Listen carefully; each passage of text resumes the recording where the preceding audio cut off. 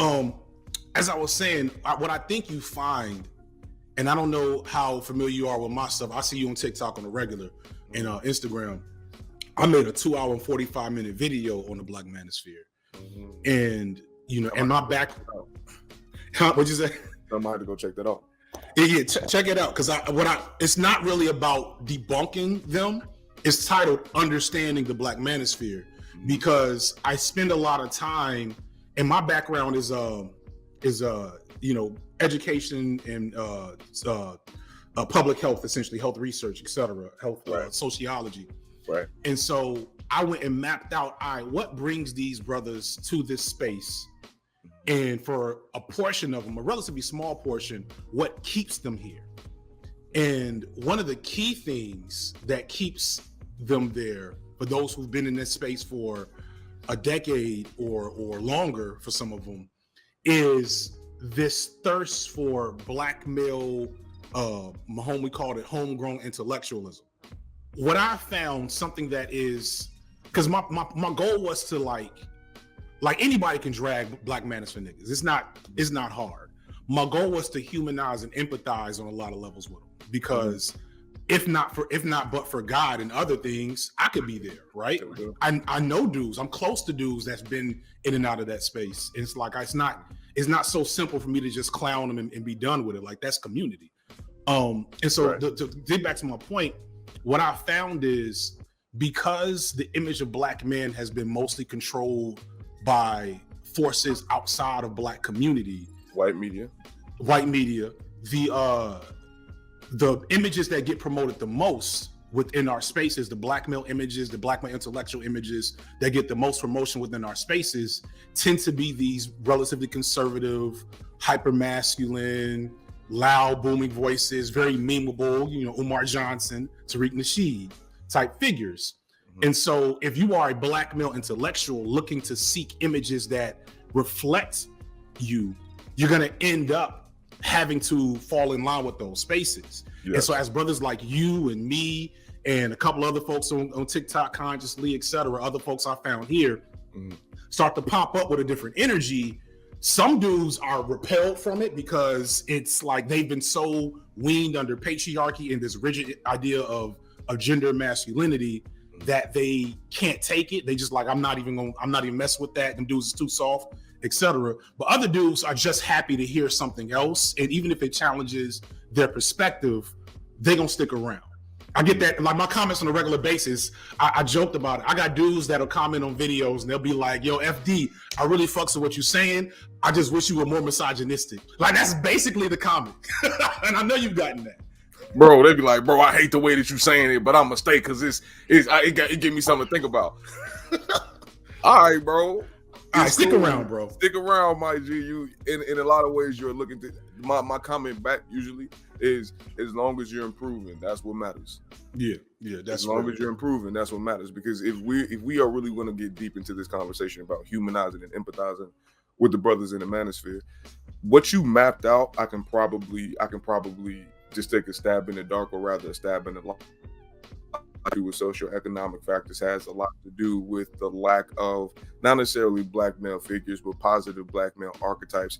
Had a lot to do with how it is that the educational system does not necessarily support Black male. It does not necessarily support Black male growth as much as it identifies and extracts Black male, not necessarily just leadership, but Black male, Black male scholarship through the prison and pipeline system. There are a number of factors that create harsh psychological environments for Black men that could potentially hyper-militarize them, because in a lot of ways, if you perceive all of these things as a threat, then you're going to hyper-militarize. That's just the reality of the situation.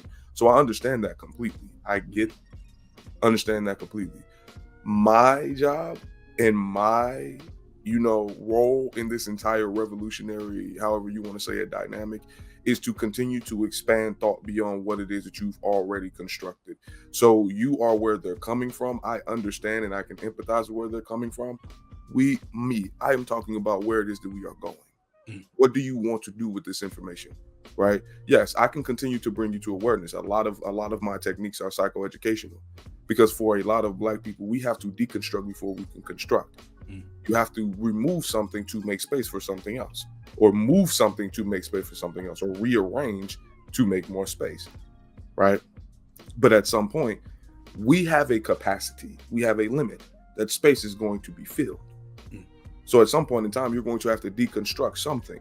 Why not deconstruct the thing that weighs you down the most, that harms you the most, and brings you away from people? Because in a lot of ways, when we talk about, once again, humanizing and empathizing with the brothers in the manosphere, I say it all the time. Y'all are asking for the same thing. Y'all are just asking for it in a misogynistic way. Yeah. You want closeness, you want empathy, you want gentleness, you want softness, but you want it in the most masculine. Instead of you getting baby wipes, you want dude wipes, bro, even though they do the same thing. And when I caught, when you first popped up, I was like, oh, this is a brother that seems to get that, and he's trying. He is doing what we need more of, which is humanizing Black men who are imperfect. Because the thing that made my content kind of evolve into more of this was this recognition that we have the Ubermensch, we have the Black man, that everybody loves, does all the right things, had all the resources available to him, or maybe half the resources. Maybe he had none of the resources, but something in that brother. And we know that dude. We know this dude. There's some dudes, they may have a bad hand dealt to them, but they gonna get it, right? And like, celebrate those dudes all day, but that's not every brother. And when we don't humanize gentlemen before they're dead, before they become victims to the system, we just make that more likely. And it frustrated me a lot as I would like observe conversations around Black men not involving people who really understood those aspects of Black men's experiences. And it was really because the academics, academia, licensure, etc., makes it almost impossible for a lot of us to get there. The school to prison pipeline hits brothers different than it hits the sisters. You know what I'm saying? And so it's like, how can we be here doing work to help Black men if we don't even have brothers that are like in the room to have the conversation? You know what I mean? So I guess my first question is like, what brought you to this type of work? like and it's a simple and short, easy question, right? Well, brother, first and foremost, I'm a Black man, right? And I've had experiences of privilege, right? I've had my share of experiences that have allowed me to see that my Blackness is a stimulus that people respond to. That's one. Two, as a Black man, the way that it is that I've been taught to navigate particular spaces is through the intellectualism that you're speaking about, right? So I was gifted a dictionary at like five years old. You dig what I'm saying? I've always had access to reading material, and I've always, like, both of my parents were college educated. One of my parents is an immigrant, like a motherland immigrant. You dig what I'm saying? Like, my father is from Nigeria, so I'm also Igbo, right? So there are a number of different layers to my experience that illustrate that Blackness is not monolithic. That's one. Two, when I constantly was getting messages that Blackness existed in monolithic ways, I sought diversity in Blackness because I knew that my Black was diverse. Therefore, and I had entire people in my village where their Blackness was diverse. Therefore, those things, I sought them out. In high school was also very interesting because it taught me about covert racism. It taught me about systematic racism. I'm from the city of Chicago. If y'all know, Chicago is one of the largest cities in the United States. I think it's the third largest, but it also is one of the most segregated. Most segregated, yeah. Yes. It is one of the most legally segregated cities in the United States, right? And it's crazy because people are like, oh, segregation doesn't exist. This is then the third, these things that no. I'm from Calumet City, by the way. So I'm from hey. Like, you already know how the game go, bro. Like, what? Let you drive down one of them arterial. Let you drive down North Avenue. Let you drive down Division. Let you drive down Augusta.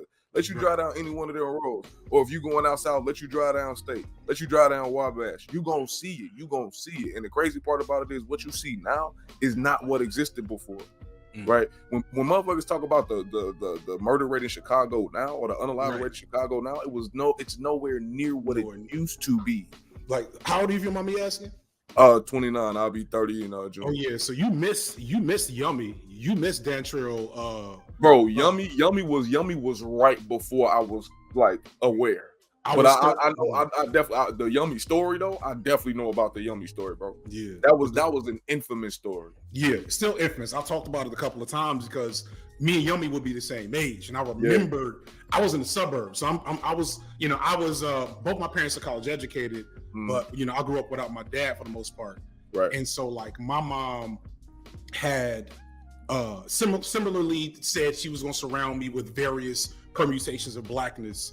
But also tried to shield me as much as possible from my cousins, in the Wild Hunters. It's something I didn't realize till I was an adult, right? Yeah.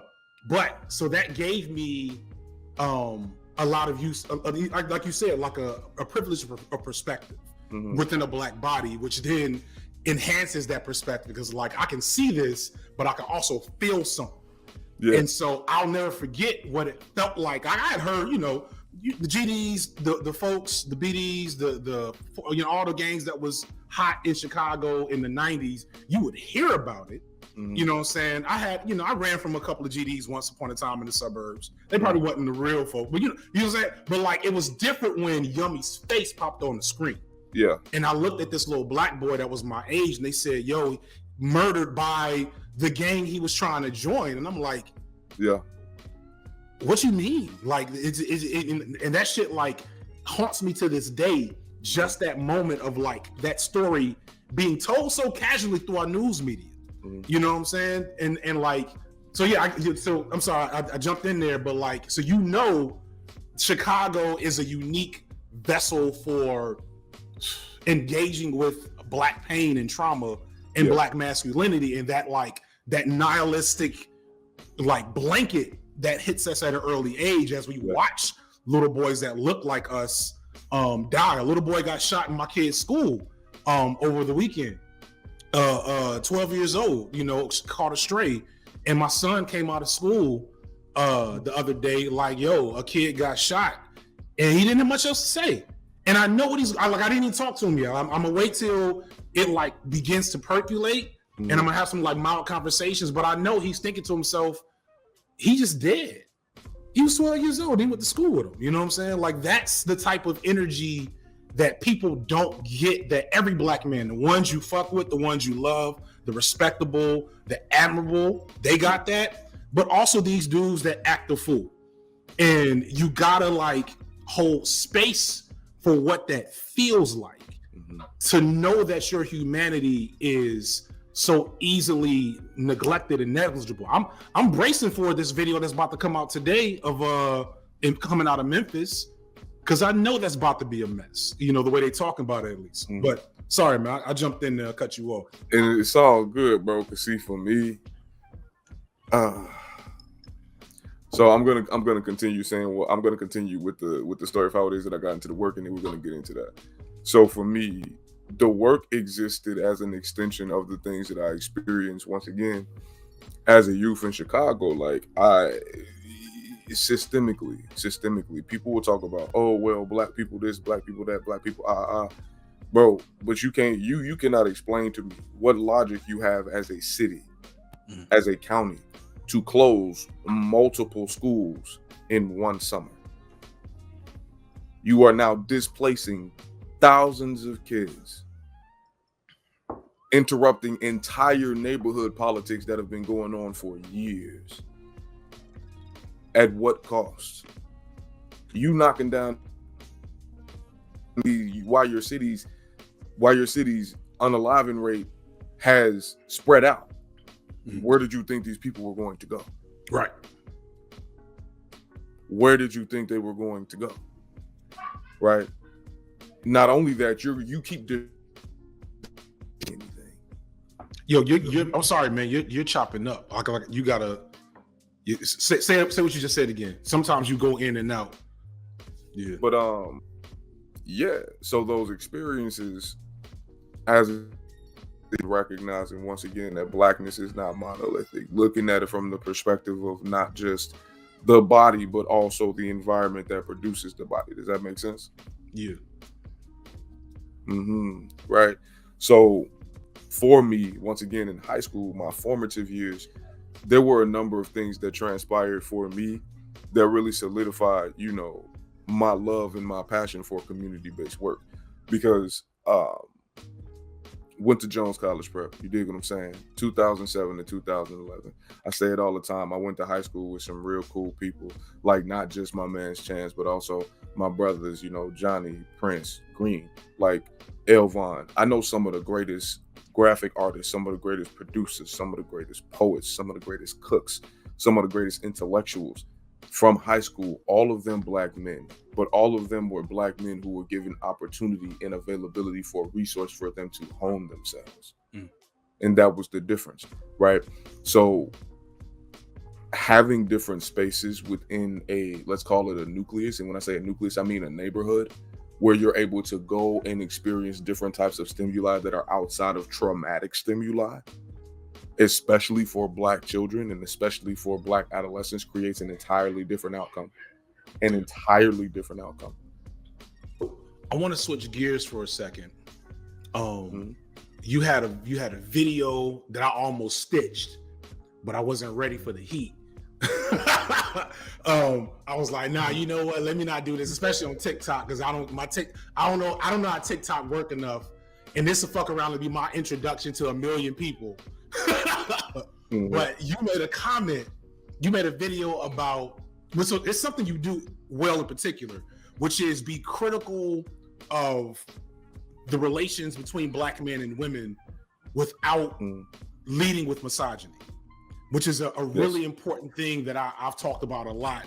In that one major issue, especially when we start talking about the Black manosphere, is that we've kind of the social media environment makes it so only men who lead with misogyny get to speak their piece. And so brothers who are trying to like just speak the truth or speak with empathy or understanding, but also talk about how women have hurt them via their own emotional unintelligence or by forcing patriarchy on them or outright abuse, they get blended into this same this messaging and filtered through the same avenues, and it drowns out the important values and important things that aren't being said.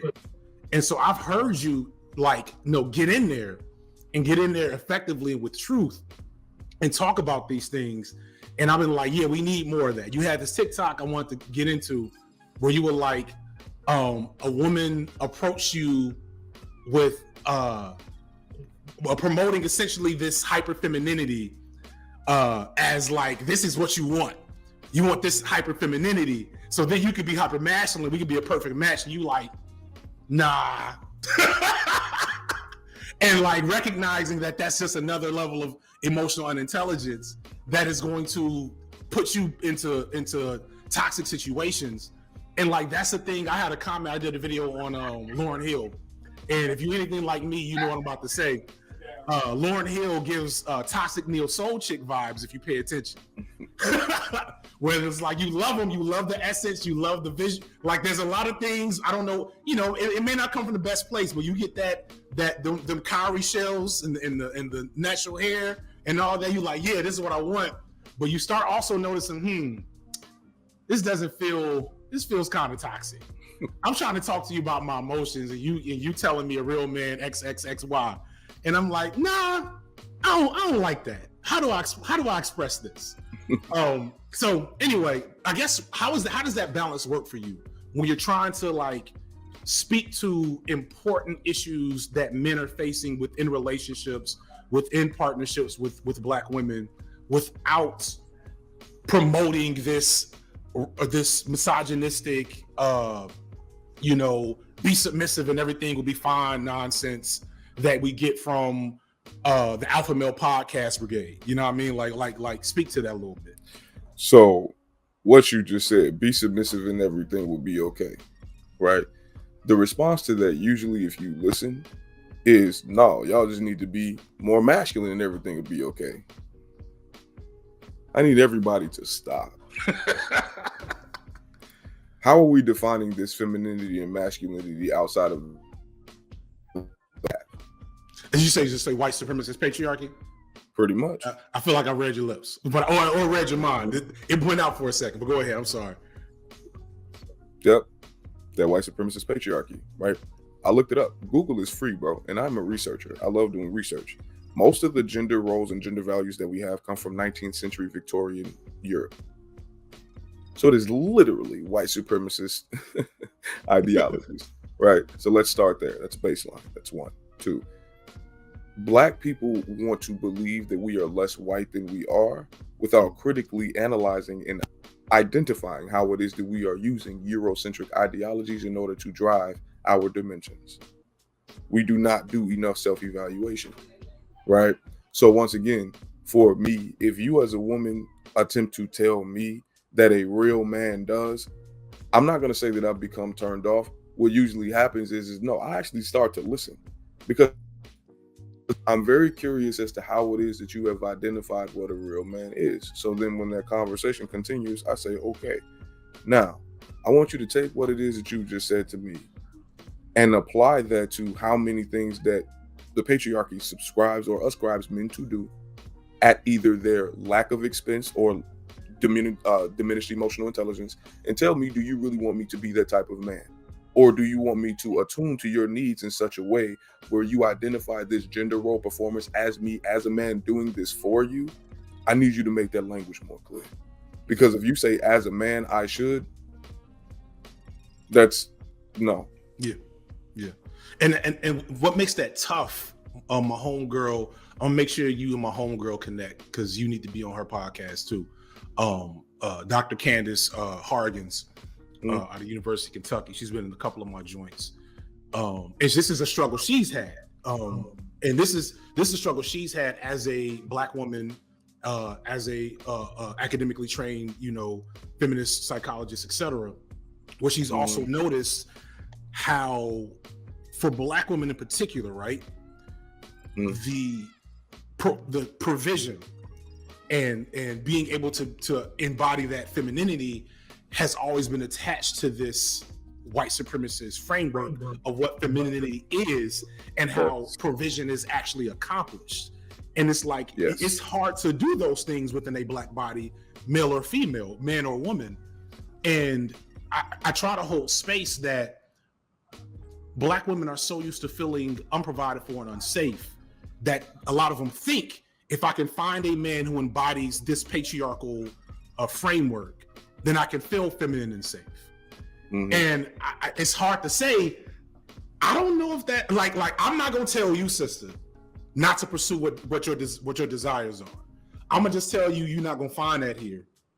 And I'm gonna offer the perspective that maybe that's not what you should be looking for, or when you find it, you're gonna be severely disappointed in what that fully ends up being.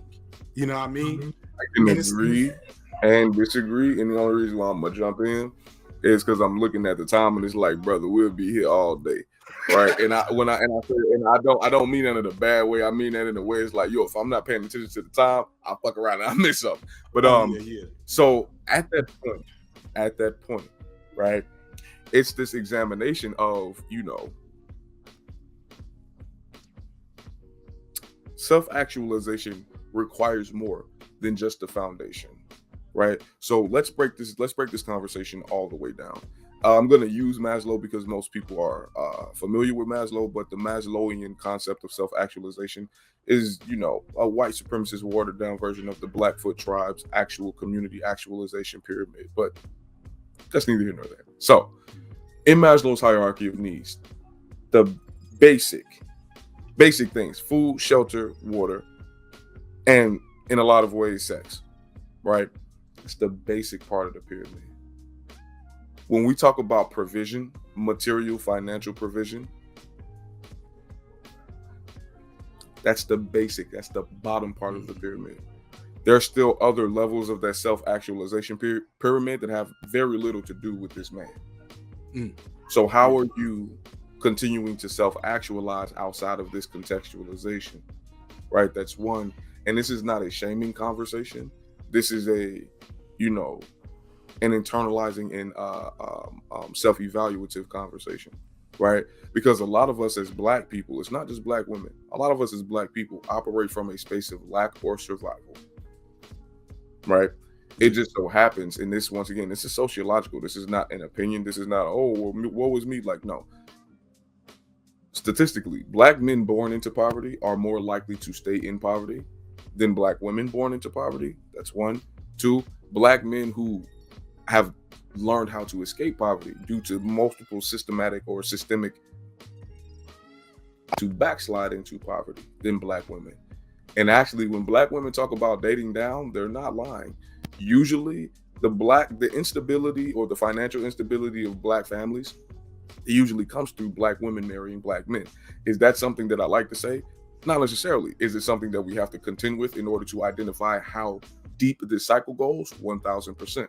Because what that says to me is that Black men somewhere between the ages of 6 and 12 either A, get so discouraged that they just stop and they become nihilistic, or they have to adopt something that they feel is either akin to elitism or being a sellout in order to get to this point of, success. Yeah. And it's like, what you're saying is absolutely correct as it relates to what the media is being promoted, that imagery that's being promoted, right? Because the imagery of positive Black is usually ideal. Yeah. It can't be nuanced. It can't be imperfect. It has to be Idris Elba as president of the United States. You know what I'm saying? You just said something that reminds me. I've been doing a little Black Manosphere speaking tour, popping up on like their little round tables, because they always tag me in their shit. Like for the most of this past 6 months since I did a video about them, like literally once a week, one of them tags me in their little round table where they rant about Black women and shit. And so like I mostly ignore them, but I was like, starting 2023, I said I'm gonna start dabbling in connecting with people that I don't really fuck with. And so I had a conversation with a brother who I have kept tabs on because he's like 30% there. He's got a deep rooted, and I'm gonna tell you what he said speaks to this. He has a deep rooted hurt that 6 to 12 you just talking about that has like trapped him in this misogynistic cycle that I think is emblematic of the whole space. This brother said to me something that almost broke me into tears while I was talking to him live. He said, Black boys learn when they're children that they are both incomplete white men and broken Black women. And like, I had to stop and say, man, what brought you there? So I get the incomplete white man part makes sense under white patriarchy, right? The broken Black women part is such a profound, it hit me, it's such a profound thing to like adopt. And so on one end, what you're talking about, what I see in schools, I'm a former school teacher. I get what he's trying to say in how Black boys are regarded by the systems, even in schools, even when surrounded by their own people, the way they're, you see that video, that study a little while ago that showed that teachers are more likely to ascribe negative behavior to Black boys than anybody, and this includes Black teachers. And so like, I'm like, okay, I see you there, right? But then I think about how Black women have poured into me my whole life, and how I feel like Black girls would say the same thing, just with the genders flipped. How do you hold that into adulthood? Or better yet, I know how you hold that. How do we remove that for some of these brothers to say, look, I'm gonna need you to let this animosity towards the girls that made you feel small, the women that made you feel small, maybe in undergrad or adulthood, how do we like pull that up? Go ahead. So what the brother's saying makes a lot of sense if you think about it from the contextualization, because I say it a lot in the conversation around mental health. Where's the Black boy?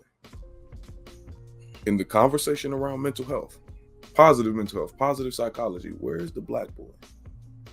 Where's the positive Black male imagery? Where are all of these things, right? But then when I ask that question, I in the mirror. Oh, say that last part again. I said you I don't have to tend. repeat yourself, brother, because I want to get all this. It's all good. So I'm gonna It's let all you know. good. It's all good. Like, oh, it's all good because I'm gonna have to replace his mic anyway because this shit is unprofessional. I don't like this. But no, it's that question, where are the black boys in mental health? I have to look at myself in the mirror because we are the only ones who can tell that story. That's one. Two, what this brother's talking is, it is those stories being told, that untold story of how it is that a black boy is harmed by a black woman who has been abandoned, right, or who has been abandoned by her black family, and is out in this world taking care of this child with, once again, when black women start talking about, oh, she did the best that she could, that's fine. That's okay. That does not mean that she met all of that boy's needs. That does not mean that she met all of that girl's needs, right? Because once again, when we are talking about this whole idea of black women pouring into me, yes, black women have definitely poured into me. Definitely.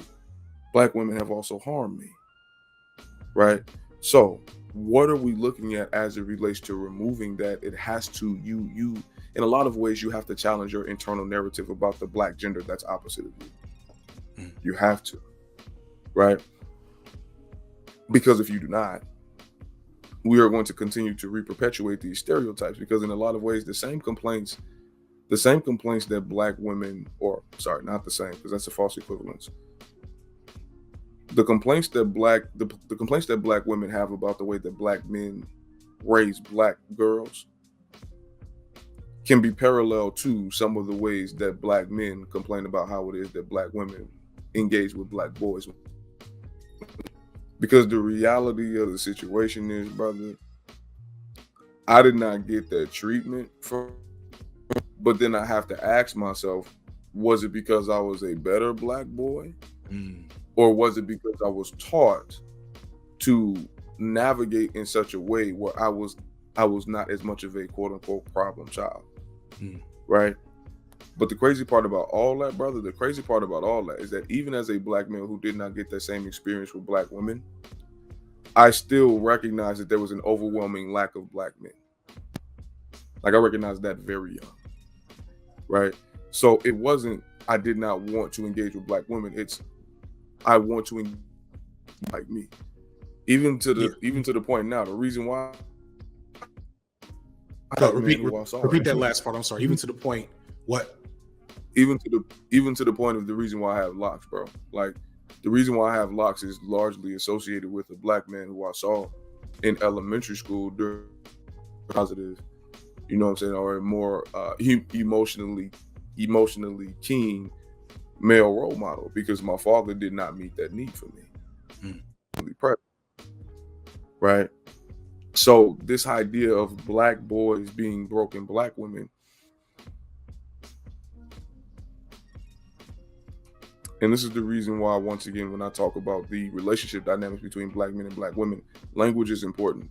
Because in my mind, the only reason why that brother would say that is if somebody, or the language that was utilized a lot around, identified black women as better than black men because they stayed. Simply because they stayed. It's like he didn't have. So no, sorry. So it's like just like your daddy. You just like your dad. And that's the thing. You just like your dad. To this brother in particular, because I know he's probably watching, did grow up with his father.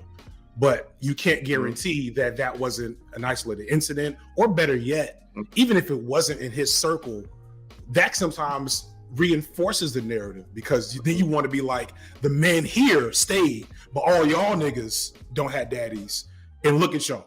You know what I'm saying? That's one. It's the funniest thing is when I look through the comments from my manosphere haters, they all talk about his daddy probably wasn't around, which is ironic because like statistically, at least half these dudes have the same experience. Hell, their favorite people have the same experience, but it's I'm not going to try to ascribe logic to them. But I think that's a good point. It's like I think what you're getting at, and something I think I'm gonna dive into more, is how this misogyny, this investment in patriarchy, is partially a product of the absence of Black men to basically like create barriers to that in the first place.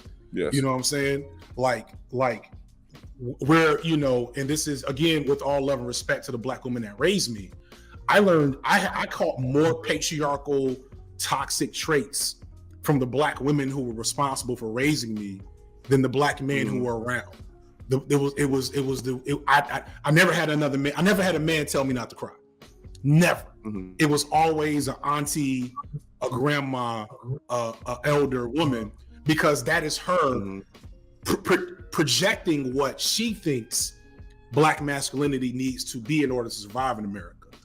And so let me ask you a question. I'm listening to you, but I'm going to ask you a question. So I was watching a TikTok, and it was a Wallow, right? And Wallow said something very interesting. He said during the 80s and the 90s, when Black men were going to jail and more concerned with being a real nigga or a street nigga, women were going to college, getting educated, taking advantage of these, you know, right? So in that space and time, what has occurred is that there has been a shift in this identification of authority, intellectualism, things of that nature, right? So when Black men say that the Black community is a matriarchy, I understand where it is that they're coming from, but it's based upon their perceptions of who is providing the stable, who is providing the stableness, who is providing the financial security. So once again, it's this patriarchal contextualization of what power looks like. Now, here's the reason why that's interesting. The reason why that's interesting is because we are consistently talking about how it is that we as Black boys have been victimized. We become aware of these things. Say that one more time. Say that one more time. I said about how boys have been victimized. Boys can be victimized, but when we as Black men become aware of these things, what do we do? Right. And so many of them, the easiest target will be women in community with them, instead of the actual system that harms them in the first place. And this was my thesis when I talk to any of these brothers. It's like, you want to tell me that you've been hurt by Black women, I'm with you. You want to tell me that you feel hurt as a Black man in general, I'm with you. But if you want to point and say the solution is destroy Black women, pull them down to your level, Kevin Samuels, Andrew Tate, Jordan Peterson, I have to get off the boat with you, because that's so counterfactual. And I get frustrated because I hear that pain, and I want to be there to like support those gentlemen through that pain. But when they want me to co-sign nonsense, I'm like, I'm gonna love you from a distance. I'm gonna love you on the low. I'm gonna hope that I can pull you through that. But like, I need you to see that these like all the conflicts you have with Black women are a product of the way that we as people have been huddled and quartered into these scenarios that breed dysfunction in our communities. And you're not gonna fix that with patriarchy, with being a high value man, with finding your submissive pick-me girlfriend that never challenges you on like your own emotional wellness. I had a brother tell me, oh my God, I almost stopped the call right there. I had a brother tell me last week, I don't think white supremacy is the big problem in the Black community. And I'm like, what? Based on what? Based on what? And it's what like, was what, nigga? What? So then, what was the problem? It's clearly Black women. No. What was his answer? Oh man, I may have blacked out for a second. I'm gonna have to go back and I'm planning a video where I talk about my Black manosphere tour. Jesus Christ. So here's the thing. Here's the thing, Maji. Here's my response to not specifically that, but this idea of patriarchy being the answer to patriarchy. With the system, then this is the reason why I stitched your video and I said we have to call something what it is. When you all were saying we lose people in the conversation when we use the term patriarchy, it's like, and it is like, no, sincerely, like, and the only reason why I'm saying that is because, bro, at some point in time, like, yes, language is important, and language is important. It's important on both sides. You cannot you cannot challenge the system of patriarchy without first challenging yourself at your intersection of personhood and manhood, because there is an intersection. You are not a man. You are a human being who has been ascribed the role of a man based upon your sexual anatomy. Mm-hmm. And every man does not operate the same way in every culture. That's the reason why black women say it's every other culture except black men, which is not true. It's not true. It's not true. I know. I'm not. That's not even. You only got so much time. I already know. Right? Not true, by the way.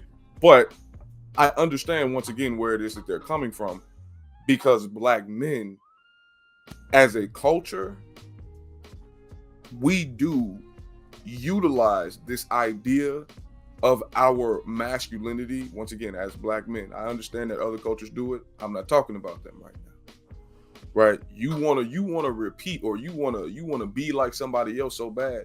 My brother, what's wrong with having an insular culture, the way that it is that women across the world are treated based upon how it is that black men love and nurture their women? You want to be like another man so bad because you are afraid that your masculinity, your true divine masculinity, will be wiped out by white supremacy. If you really want to.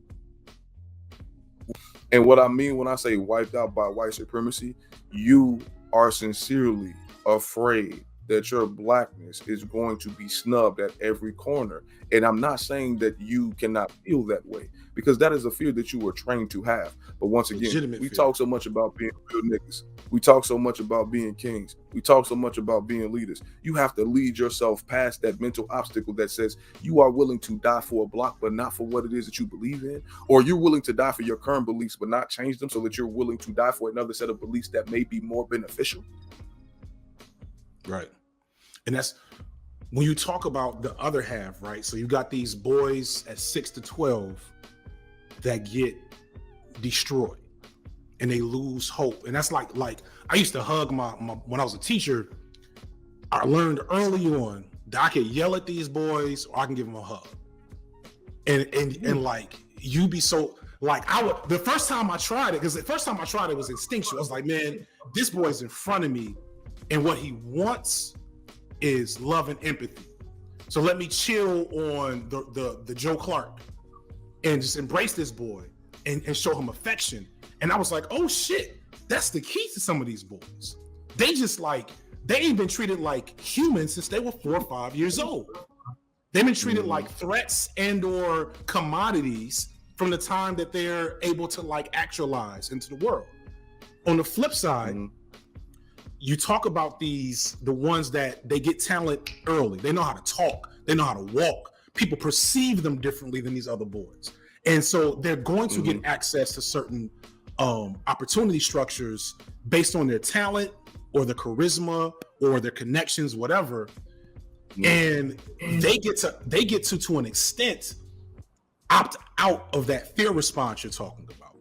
Yes. And you'll notice some of the, and it's like when I look at especially going back to Black Manosphere, when I look at like it's a big organism. There's different factions, right? When I look at the faction that's the most prominent, your Fresh and Fits, you know what I'm saying, your Kevin Samuels, and other folks that are a little smaller, they have very conservative, very white is right mentalities, because they see the game. They have no interest in changing the game because they realize they got some winning pieces. And so they're going to use those winning pieces to play the game against their own people and hide it in misogyny and are like, and it's funny, there's a genuine hatred towards Black people by the greater society, but also from Black people. And with women, with the sisters, because of like that extra intersection of misogyny, it makes it easier for people to like say they deserve what they get.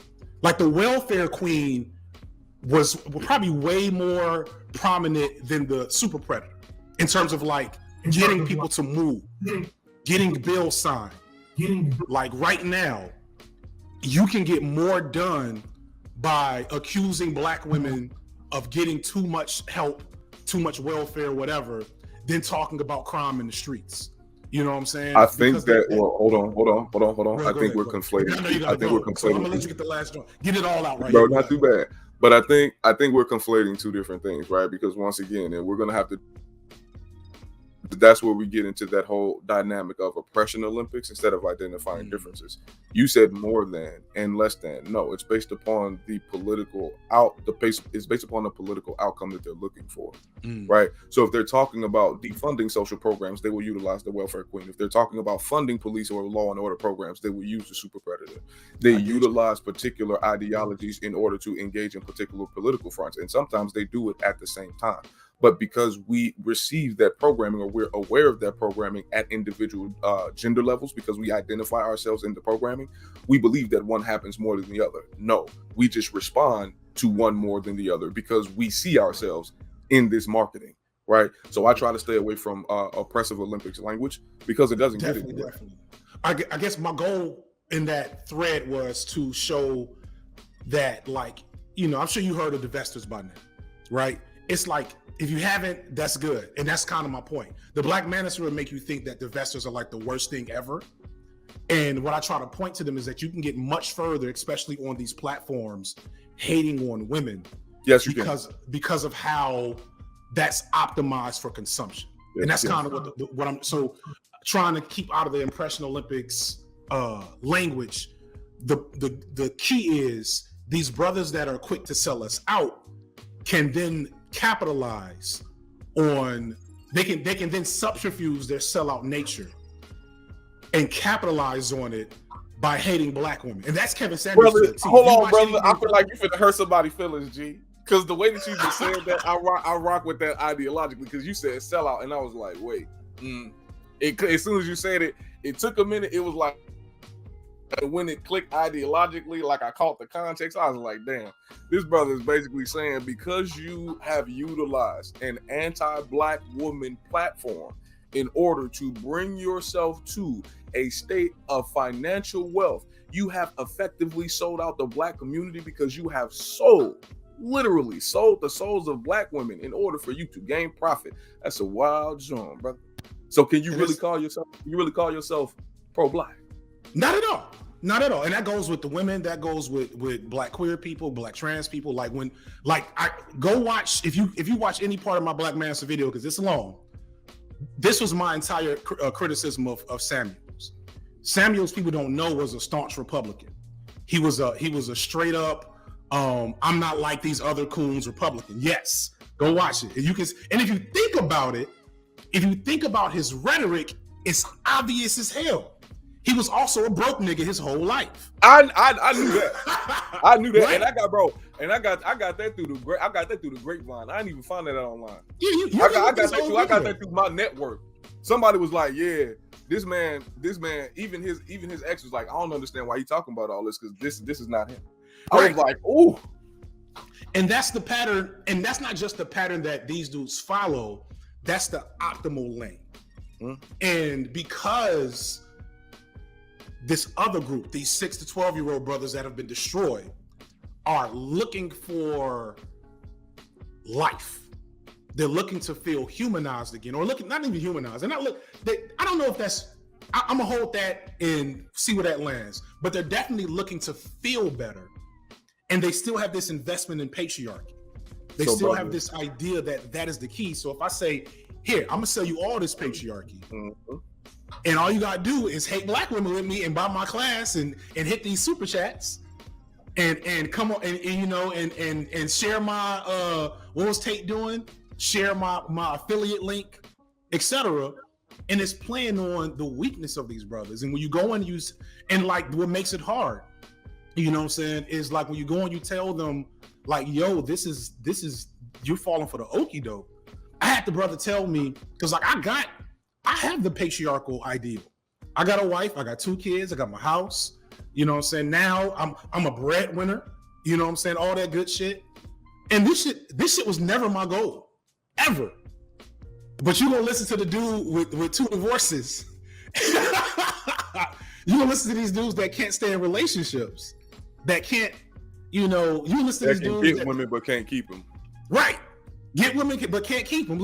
Man, I'll keep it a buck. All this manosphere shit, if you have the right strategy, you'll catch a couple of women slipping and fall for that nonsense. You're not gonna keep them. You're not even gonna be happy while they there with you.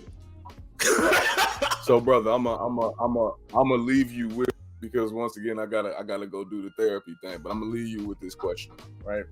Because based upon what it is you're saying and how it is that you layered it, my brain is kind of like a Jack in the Box, or like a, you know what I'm saying, 25-cent candy machine. My question is this: do you believe that black men are honestly afraid to be black men, true black men? And what I mean by that is, do you believe that black men have a mortal fear of creating an archetype of black maleness or black malehood that exists so antithetically to whiteness that if it were to cause a threat to white supremacy, they would be willing to die for that black malehood? So in other words, removing away the militant and martyrdom blackness, and going truly into the full into the full embodiment of the human blackness, the human black man, or once again the binary God human black man. Right. I don't even think a lot of brothers see the full breadth of that. I think for a lot of brothers it stops at, if I get further away from this archetype, I will be alone. I will continue to be disrespected. I will continue to be unloved. And no one will listen to me. And like, I empathize with that, because I know that we see this. The brothers that are rewarded, the system rewards dudes. They reward the hyper militancy. They reward the athlete. They reward the playboy, the talent, the hustler. They reward those things. Those are things that can serve blackness and black communities and black manhood in certain permutations. But the brother that's a thinker, that's soft-spoken, that's empathetic, that's nurturing, you can do those on the side, but we can't let that be the forefront. We can't let that be the tip of the spear. We got to be warriors. And so, like, we've been so destroyed by white supremacy, by the white gender norms, so inundated with that we don't think we can be men. Black men don't think manhood exists outside of that framework. And so to even step away from it takes so many, like, think about all, you started with it. Think about all the fundamental building blocks that have brought you to where you are, and how even, I'm sure, I know for myself, even within that, you had to detoxify some shit. Mm-hmm. You had to break away from some frameworks. You had to unpack some misogyny, some homophobia, some whatever, to like even be open to like, yo, maybe I can talk about this. Maybe I can build intimate bonds. Let me tell my homeboy I love him. He going through something, you know? So like that fear has literally been beaten into us from our time here. And like, I think the first thing brothers need is to feel safe. And this is why, like, I wanted you here, which is why I'm so proud when I see these emerging images of black masculinity. No shade to the different permutations of how people perform gender, but it's super important for black men right now to see classic images of black masculinity rejecting patriarchy and still being masculine and living masculine and exerting masculine energy, so that they can maybe just a little bit be like, maybe it's possible. Maybe I don't have to fear being emasculated by white supremacy or by a black woman, etc. So yeah, I brother, this was amazing. I'm probably gonna release this whole thing, to be real. I ain't gonna chop this up. I'm gonna just condense this and make this the whole talk, because like I just hope people catch it and feel it. And I hope that please sprinkle a couple of these onto your joint, and do right by your clientele. We're gonna talk again as soon as possible. So